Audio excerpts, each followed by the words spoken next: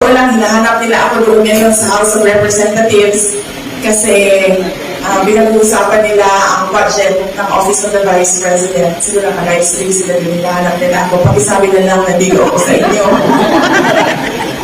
Sabi ko sa kanila, binibigay ko na yan sa inyo kung anong gusto niyong gawin sa budget ng Office of the Vice President. Bahala na kayo. Basta kami, kung ano meron, yun ang tutuloy-tuloy ang trabaho ng Office of the Vice President. Na-miss nyo lang si VP Sara no? Diyan sa naghahanap.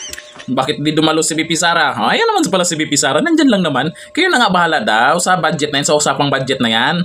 Kayo na bahala dyan. Kasi ang sabi ni VP Sara nakaraan, hindi naman talaga tungkol sa budget yung mga gusto nyong mangyari dyan. Kung hindi, impeachment.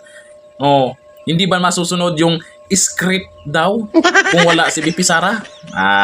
Alam na des. Sige, sira yung plano niya na.